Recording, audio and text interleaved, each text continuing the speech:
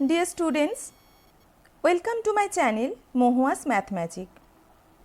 আজকের ক্লাসে পরিবর্ত বা প্রতিস্থাপন পদ্ধতিতে সমাকলন প্রক্রিয়ায় ক্লাস 12 এর এশিয়ানদের বই থেকে এক্সারসাইজ 6b এর দীর্ঘ উত্তরধর্মী প্রশ্নের 23 এর দাগ এবং 24 এর 1 এর দাগ এই দুটি সমস্যা বা এই দুটি সমাকলন আজকে সমাধান করব। তাহলে চলো শুরু করে দিই আজকের ক্লাস। দীর্ঘ উত্তরধর্মী প্রশ্নের 23 এর দাগের সমাকলন integration dx divided by x minus 1 এর whole cube into x minus 3 এর হোল স্কোয়ার। এখানে আমি x মাইনাস 1 এর পরিবর্তে z into x minus 3 put করেছি, দিয়ে উভয় দিকে ডিফারেন্সিয়েশন করছি। তাহলে হবে কত dx ইকুয়াল টু জেডটা কনস্ট্যান্ট থাকবে, এটা ডিফারেন্সিয়েশন করব, হবে dx plus x minus 3 constant রেখে এখান থেকে ডিফারেন্সিয়েশন করলে পাবো dz বা dx, এটা বাম দিকে আনলাম, minus z dx equal to x minus 3 dz বা দুটো পদে dx আছে, তাহলে হবে কত 1 minus z dx equal to x minus 3 dz বা dx equal to x minus 3 divided by 1 minus z dz। এই ভ্যালুটা এবার এখানে আমরা ইউজ করি। সমান ইন্টিগ্রেশন dx এর পরিবর্তে যে মানটা পেয়েছি x minus 3 divided by 1 minus z dz whole divided by x minus 1 এর হোল কিউব আছে, x মাইনাস 1 যদি z ইন্টু x মাইনাস 3 হয় তাহলে উভয় দিকে ঘন করলে x মাইনাস y এর হোল কিউব সমান কত হবে z cube into x minus 3 এর হোল কিউব। তার পরিবর্তে দেখো এই মানটা বসিয়ে দিয়েছি, ইন্টু কত ছিল x মাইনাস 3 এর হোল স্কোয়ার, ওটাকে আমরা একই রকম রেখে দিলাম। সমান ইন্টিগ্রেশন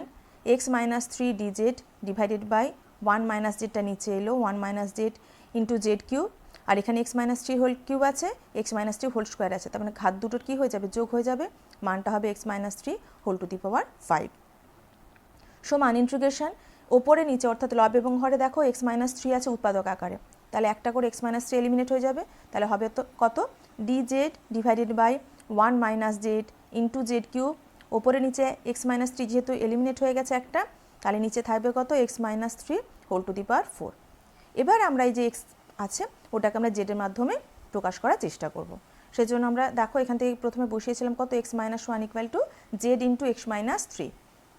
ওই মানটা এখানে ইউজ করলাম, বা x মাইনাস 1 সমান কত করতে পারি জেড এক্স মাইনাস প্লাস মানে মাইনাস 3 জেড, বা x এটা বাম দিকে নিয়ে এলাম minus Z X equal to minus 1টা ডান দিকে গেল 1 মাইনাস 3 জেড, বা এখান থেকে করতে পারি 1 minus Z into X equal to 1 minus 3 Z, বা এক্সের ভ্যালু সমান কত হবে 1 minus 3 Z divided by 1 minus Z. এক্সের এই মানটা আমরা এখানে বসিয়ে দেব। তাহলে সমান integration dz divided by 1 minus Z into Z cube into এক্সের পরিবর্তে কত বসাবো 1 minus 3 Z divided by 1 minus Z minus 3 whole to the power 4 সমান integration dz divided by 1 minus Z into Z cube into এখানে বিয়োগ করি, হরে লসাগু হয়ে যাবে 1 মাইনাস জেড, ওপরে কত হবে 1 মাইনাস 3 জেড, আর এখানে 1 মাইনাস জেডের সঙ্গে মাইনাস 3 গুণ হবে, তাহলে মাইনাস 3 মাইনাসে মাইনাসে plus 3 Z whole to the power 4 সমান integration dz divided by 1 minus Z into Z cube. আচ্ছা এখানে মাইনাস 3 জেড প্লাস 3 জেড আছে, এলিমিনেট হয়ে গেল, আর এখানে 1 মাইনাস 3 তার মানে হবে কত মাইনাস 2, তাহলে minus 2 whole to the power 4 by by 1 minus Z whole to the power 4 সমান ইন্টিগ্রেশন dz ডিভাইডেড বাই এখানে জেড কিউ আছে, জেড কিউবটা লিখলাম, আচ্ছা মাইনাস 2-এর পাওয়ার আছে 4 তার মান হবে কত 16, আর এখানে ওপরে 1 মাইনাস জেড আছে, এখানে নিচে 1 মাইনাস জেডের পাওয়ার আছে 4, তাহলে একটা 1 মাইনাস জেড এলিমিনেট হয়ে গেলে এখানে ওপরের 1 মাইনাস জেডটা বাদ চলে গেল, নিচে থাকবে কত 1 minus z to the power 3 অর্থাৎ 1 মাইনাস জেডের হোল কিউব সমান ইন্টিগ্রেশন 1 মাইনাস জেডের হোল কিউবটা ওপরে চলে যাবে, 1 মাইনাস জেডের whole cube dz divided by 16 into Z cube সমান এখানে 1/16টা হচ্ছে কনস্ট্যান্ট, ইন্টিগ্রেশনের বাইরে নিয়ে এলাম 1/16 ইন্টু ইন্টিগ্রেশন, ওপরে দেখো তো 1 মাইনাস জেডের হোল কিউব আছে অর্থাৎ a মাইনাস b এর হোল কিউব এই ফর্মে আছে, আমরা এটাকে a মাইনাস b হোল কিউবের ফর্মুলাতে ভেঙে দেব, তাহলে a cube minus b cube minus 3ab plus 3ab square এই ফর্ম, মানটা কত হবে 1 মাইনাস b কিউব মানে হচ্ছে জেড কিউব মাইনাস 3ab, তাহলে 3 ইন্টু 1 ইন্টু জেড তার মানে 3 Z plus 3ab square 3 into a হচ্ছে 1 আর b স্কোয়ার হচ্ছে জেড স্কোয়ার 3 জেড স্কোয়ার হয়ে গেল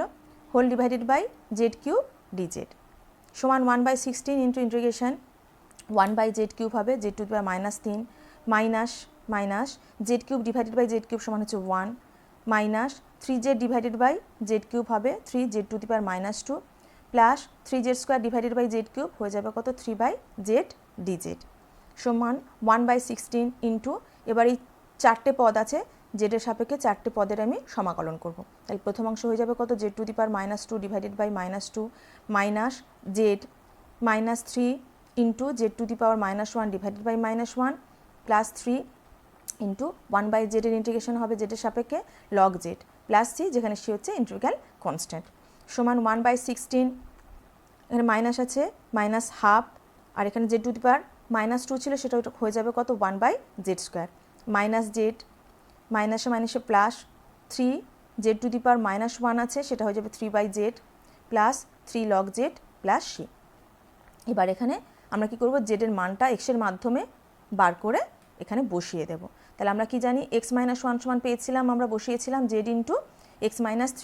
বা z ইকুয়াল টু কত হবে x-1 ডিভাইডেড বাই x-3 তাহলে 1/z সমান হবে এই ভগ্নাংশটা উল্টে যাবে x-3 divided by x-1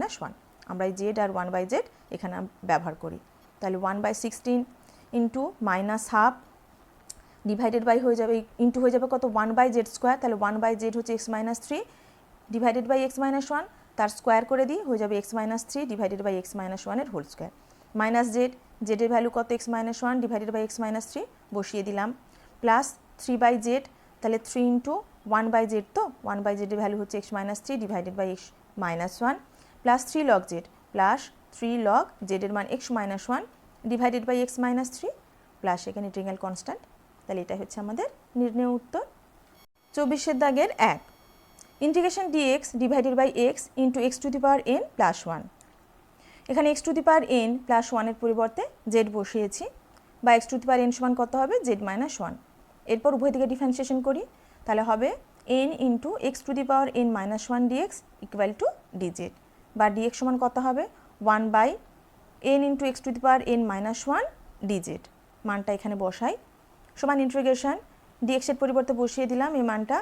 1/n into x to the power n-1 dz divided by x into x to the power n plus 1 সমান কত z সে মানটা এখানে বসালাম সমান integration dz divided by n into x to the power n-1 into x into z সমান integration dz divided by n এখানে দেখো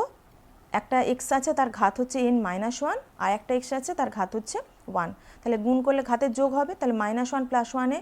কত হয়ে যাচ্ছে 0 হয়ে যাচ্ছে এলিমিনেট হয়ে যাচ্ছে ঘাতে থাকবে শুধু n সেজন্য লিখেছি x to the power n into z সমান 1/n কনস্ট্যান্ট ইন্টিগ্রেশনের বাইরে নিয়ে এলাম 1/n into integration dz divided by x to the power n into z তাই তো তাহলে x to the power n সমান কত পেয়েছি দেখো তো z-1 সেজন্য x to the power n এর পরিবর্তে বসিয়ে দিয়েছি z-1 ইন্টু z